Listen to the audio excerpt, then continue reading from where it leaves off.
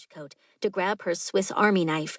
She flicked it open and, with a few swift slices, cut out the strip of bumpy zipper teeth. She separated the two sides and handed the pair of nubby fabric strands to Siobhan. "Tie these around your feet. They'll give you better traction, like cleats or snow chains for tires."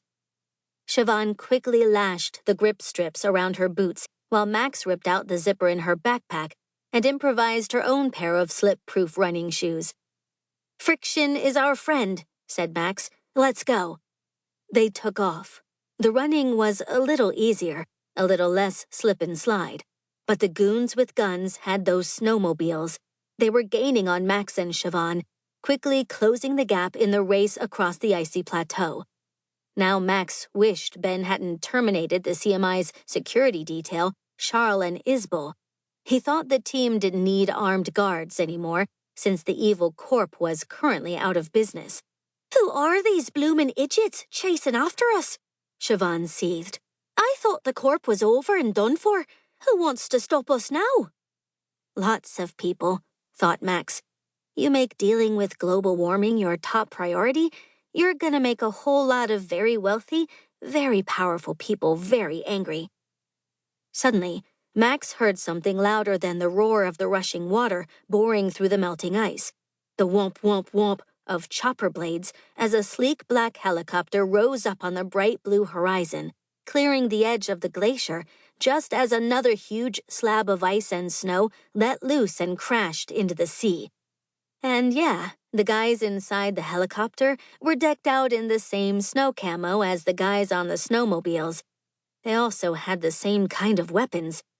"We've definitely run out of time," cried Siobhan. "We've also run out of glacier," Max shouted back. They were racing straight toward an icy cliff. There was nothing ahead of them but blue sky and thin, wispy clouds. "We need to jump," said Max. "Off a blooming glacier? Bad idea." Max agreed.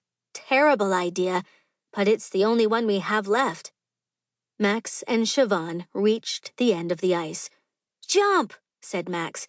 "I thought we were supposed to be smart," said Siobhan. "Geniuses," added Max. And then the two friends closed their eyes and jumped off the icy bluff. 2. 3 seconds later, Max gave Siobhan another command. "Now!" Max yanked hard on the ripcord attached to her backpack. Siobhan did the same. A pair of small tactical parachutes exploded out of their backpacks and caught the Arctic air. Max and Siobhan, of course, both totally understood the physics of their low-altitude jump. Air resistance buffeting the chute would overwhelm the downward force of gravity, transferring their net force and acceleration upward. The two skydivers slowed down. As their speed decreased, the air resistance also decreased until Max and Siobhan were just floating over the chilly blue waters of Greenland's Baffin Bay. "We've reached terminal velocity," Max announced.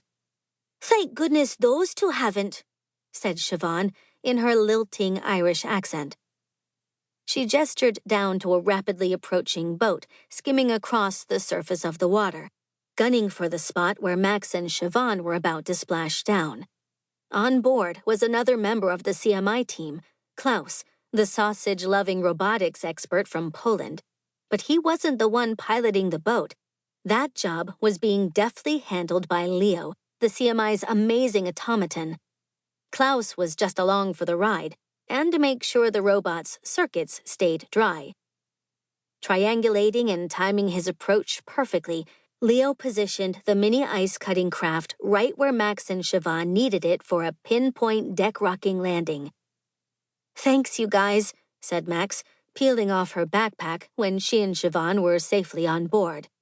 "Appreciate the on-time arrival," added Siobhan as she undid her parachute.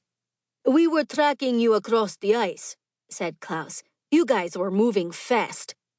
"May I inquire as to why you needed to execute such a dramatic extraction from the iceberg?" said Leo in his clipped robotic voice. "After all, Ben charged you two with gathering geographical data for our upcoming—" Max held up her hand to silence Leo and pointed